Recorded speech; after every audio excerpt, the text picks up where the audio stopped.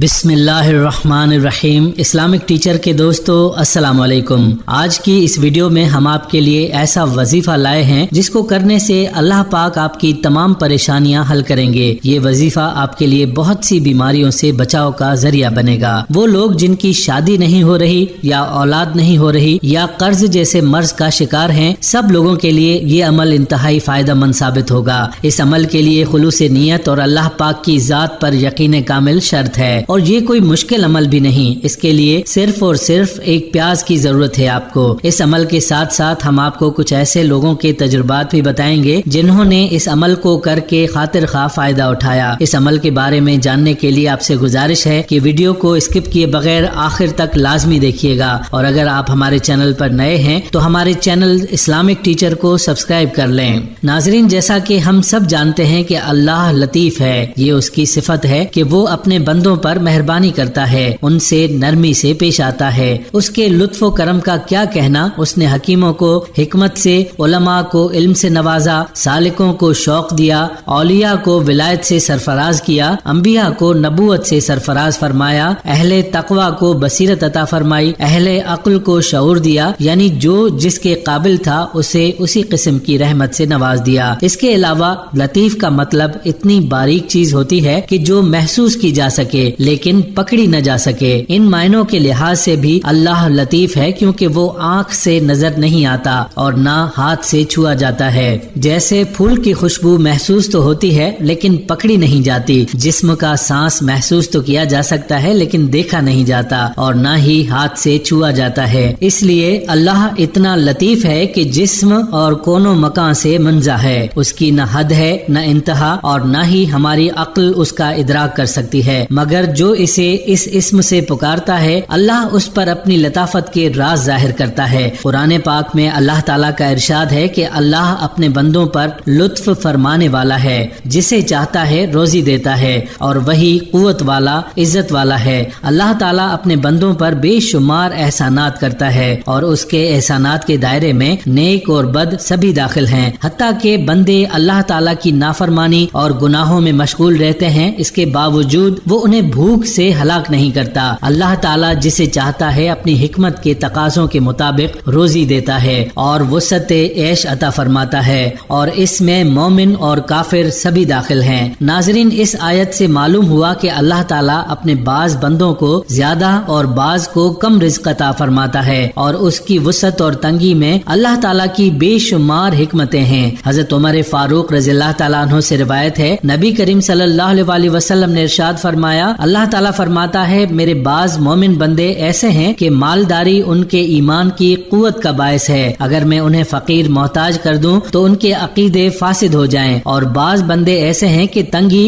اور محتاجی ان کے ایمان کی قوت کا باعث ہے، اگر میں انہیں غنی مالدار کر دوں تو ان کے عقیدے خراب ہو جائیں۔ لہٰذا جسے رزق میں تنگی کا سامنا ہے وہ یہ نہ سوچے کہ فلاں شخص کو اتنا مال ملا ہے، فلاں کو اتنی دولت عطا ہوئی ہے، جبکہ میں رزق کے معاملے میں تنگیوں کا سامنا کر رہا ہوں، بلکہ اسے اس بات پر غور کرنا چاہیے کہ رزق تھوڑا ملنے میں میری ہی بھلائی ہوگی، کیونکہ جس چیز میں میری بھلائی ہے اسے میرا رب عز و جل بہتر جانتا ہے، اور چونکہ رزق دینے والا بھی وہی ہے، اس لیے اس کی بارگاہ سے مجھے دوسروں کے مقابلے میں کم رزق ملنے میں یقیناً میری دنیا اور آخرت کا بھلا ہوگا، اور اسی میں میرے ایمان کی قیمتی ترین دولت کی حفاظت کا سامان ہوگا، کیونکہ ہو سکتا ہے کہ دولت ملنے کے بعد میرا دل بدل جائے اور میں اللہ تعالیٰ کی نافرمانیوں میں مبتلا ہو کر اپنے ایمان کی دولت کو ضائع کر بیٹھوں، اور قیامت کے دن جہنم کے دردناک عذاب میں ہمیشہ کے لیے مبتلا ہو جاؤں۔ ایسا کرنے سے انشاءاللہ عز و جل پریشان دماغ کو راحت اور بے چین دل کو سکون نصیب ہوگا۔ دوستو، اسی پیغام کے ساتھ اب ہم بتاتے ہیں آپ کو اپنے آج کے عمل کے بارے میں۔ یہ عمل اچھی شادی کے لیے بہت مجرب ہے۔ اچھا رشتہ ملنا خوش بختی کی دلیل ہے، کیونکہ بے شمار لوگ شادی کے مسئلے میں پریشان ہوتے ہیں۔ اس کے علاوہ آپ کو کسی قسم کی بھی پریشانی لاحق ہو تو آپ یہ عمل کر سکتے ہیں۔ اس کے لیے آپ نے کرنا یہ ہے کہ سب سے پہلے آپ باوضو ہو جائیں، اس کے بعد ایک پیاز کسی بھی سائز کا آپ لے لیں۔ وقت کی کوئی قید نہیں، آپ کسی بھی وقت یہ عمل کر سکتے ہیں، لیکن اسی وقت کا انتخاب کریں جب آپ اطمینان کے ساتھ مکمل عاجزی اور توجہ سے یہ عمل کر سکیں۔ سب سے پہلے آپ تعوذ اور تسمیہ پڑھ لیں۔ اعوذ باللہ من الشیطان الرجیم، بسم اللہ الرحمن الرحیم۔ پھر درود ابراہیمی پڑھ لیں۔ اللہم صلی علی محمد وعلی آل محمد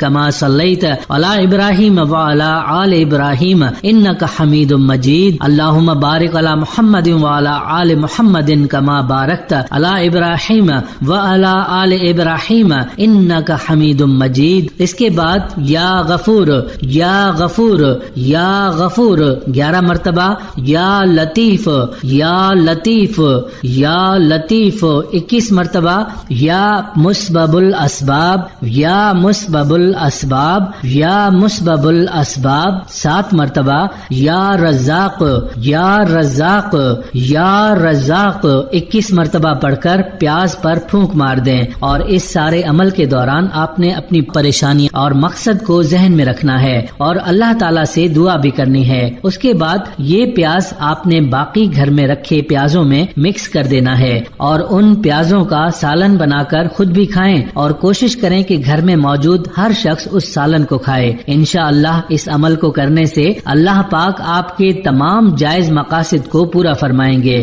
خلوص نیت اور یقین کامل شرط ہے۔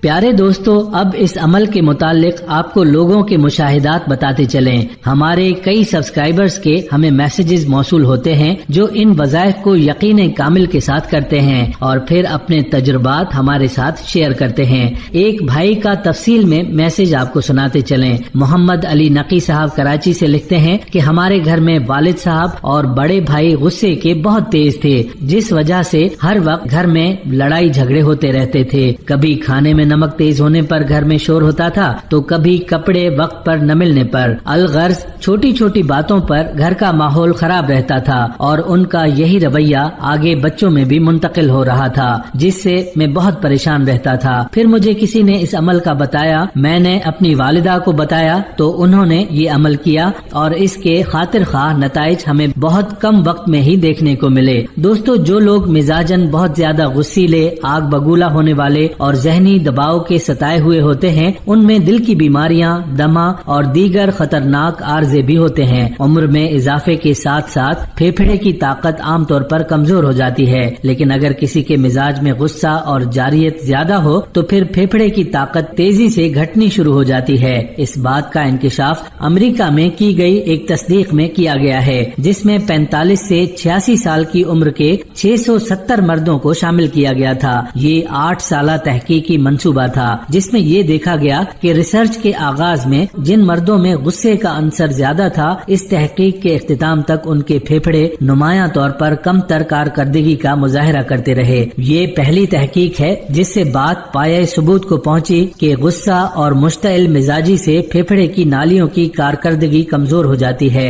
معمر افراد کا غصہ کرنا زیادہ نقصان ہوتا ہے اور اس طرح ان کی سانس بھی اکھڑ سکتی ہے۔ اس سلسلے میں دیگر عوامل کو بھی ملوز خاطر رکھا گیا، مثلا سگریٹ نوشی سے بھی پھیپھڑے کی طاقت متاثر ہوتی ہے۔ تاہم دیکھا گیا ہے کہ غصہ اور جارحیت سے سب سے زیادہ نقصان پہنچتا ہے۔ یہ بھی نوٹ کیا گیا، دیگر جائزوں میں یہ بھی دیکھا گیا کہ جن لوگوں کے پھیپھڑے کمزور ہوتے ہیں وہ سانس کی نالیوں میں رکاوٹ کی بیماریوں کا بھی شکار ہو سکتے ہیں۔ منفی جذبات سے جسم کا حیاتیاتی عمل تبدیل ہو جاتا ہے اور اس کی وجہ سے بیماریوں سے حفاظت کا قدرتی جسمانی نظام اتھل پتھل کا شکار ہوتا ہے۔ اعصابی اور ہارمونی عمل متاثر ہوتا ہے، جس سے اعضاء بالخصوص پھیپھڑوں میں خطرناک حد تک سوزش پیدا ہو جاتی ہے۔ اگرچہ انہوں نے کہا کہ فی الحال یہ بات وثوق سے نہیں کہی جا سکتی کہ شدید غصے کی کیفیت سے جسم کے کن کن اعضاء پر منفی اثرات پڑتے ہیں، لیکن بہت زیادہ گرم مزاجی اور عمر کے ساتھ پھیپھڑے کی کمزور کارکردگی کے درمیان تعلق کو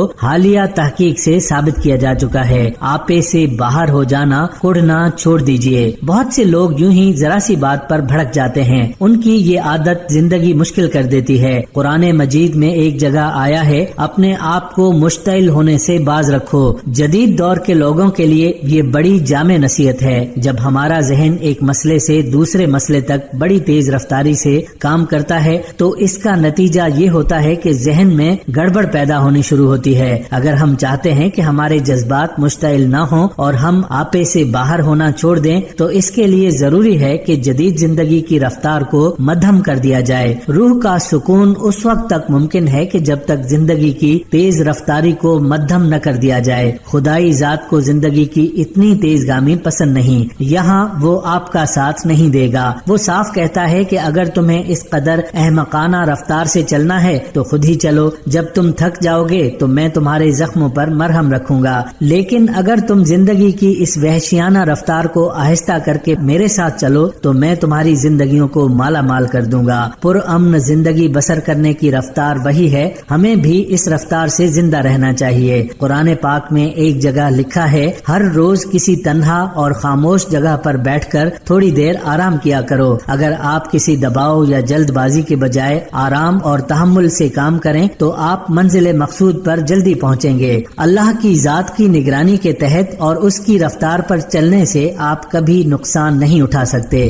اگر آپ اس کو ایک مرتبہ کھو دیں گے تو شاید آپ کی تمام عمر اندھیرے میں بھٹکتے گزر جائے۔ بس آپ ذہنی سکون رکھنے کی مشق کریں، اپنے آپ سے کہتے رہا کریں، جلد بازی کی کیا ضرورت ہے؟ تحمل مزاجی سے انسان کا ہر کام خود بخود ختم ہو جاتا ہے۔ دن میں کم از کم ایک مرتبہ ضرور 10 یا 15 منٹ اپنا کام چھوڑ دیں اور کسی خاموش جگہ بیٹھ کر ان خیالات کو اپنے ذہن سے گزرنے دیں۔ اسی سے آپ کے ذہن کو سکون ملے گا، آپ خود کو تازہ دم محسوس کریں گے۔ ڈاکٹرز کا کہنا ہے کہ بہت سی جسمانی تکالیف کا علاج اس امر میں پوشیدہ ہے کہ لوگ کڑھنا اور غصے میں آنا چھوڑ دیں۔ اس سلسلے میں آپ کے سامنے چند تجاویز ہیں۔ مثلا پاؤں کو زمین پر زور سے مار کر نہ چلیں، اپنے ہاتھوں کو مت مسلیں، اونچی آواز میں بات نہ کریں، کوئی کام جلدی میں نہ کریں، کیونکہ جذباتی ہونے کے ساتھ ساتھ انسان کی جسمانی حرکت بھی تیز ہو جاتی ہے۔ بیٹھتے وقت آرام سے بیٹھیں،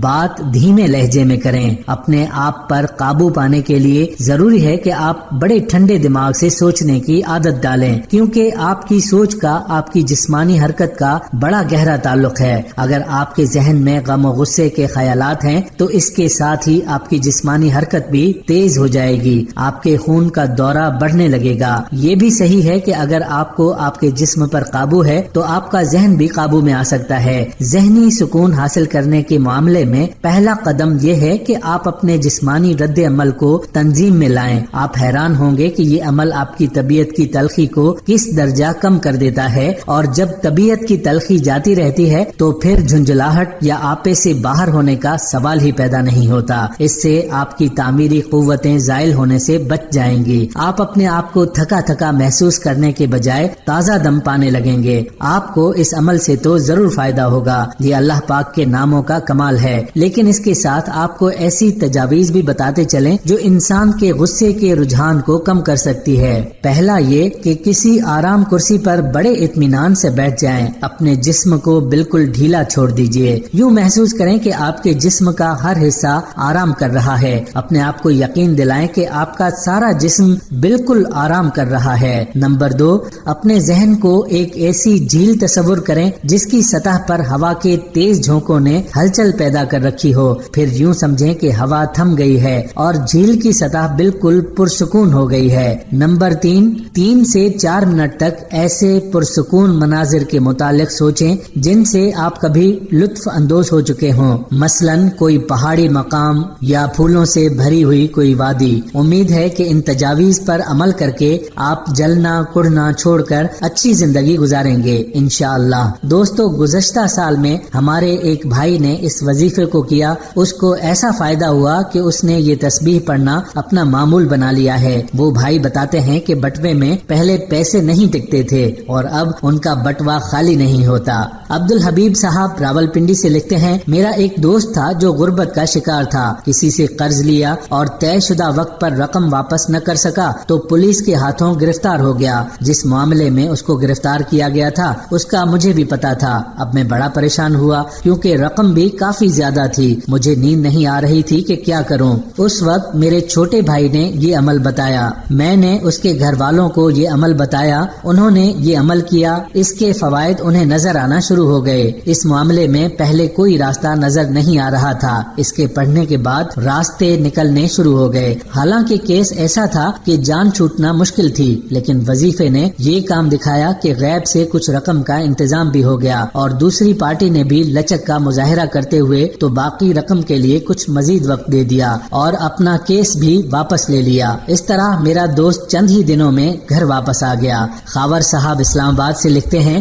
ہمارے ایک دوست ہیں، ان کا 2.5 سالہ بیٹا گم ہو گیا۔ اندیشہ اغوا ہونے کا تھا اور واقعی معاملہ اغوا ہی کا تھا۔ میں نے اس کے والد کو یا لطیف کثرت سے پڑھنے کو دیا اور میں نے بھی اس بچے کی نیت کر کے پڑھنا شروع کیا۔ الحمدللہ دوسرے دن شام کو بیٹا بخیریت مل گیا، جبکہ اس سے پہلے بچے کا کہیں پتہ نہ لگا تھا کہ بچہ کہاں ہے اور کس حال میں ہے۔ غفار صاحب لاہور سے لکھتے ہیں، میرا ایک دوست ہے، وہ اپنا کاروبار کرتا ہے، کاروبار کرتے کرتے اس کا دوسرے لوگوں کی طرف 15-20 لاکھ قرضہ ہو گیا اور کوئی بھی واپس کرنے کو تیار نہ تھا، جس کی وجہ سے یہ اپنا ذہنی توازن کھو بیٹھا۔ مجھے کہا کہ میں کیا کروں؟ میں نے اس کو اس عمل کا بتا دیا کہ کثرت سے پڑھو اور نیت یہ کرو کہ میری بیماری بھی چلی جائے اور قرضہ بھی واپس مل جائے۔ اللہ کے فضل سے اب اس کی طبیعت بھی ٹھیک ہے اور قرضے کی واپسی بھی شروع ہو گئی، اور ایسے ایسے لوگوں سے پیسے مل رہے ہیں جو قرضہ لے کر واپس کسی کو دیتے ہی نہیں تھے۔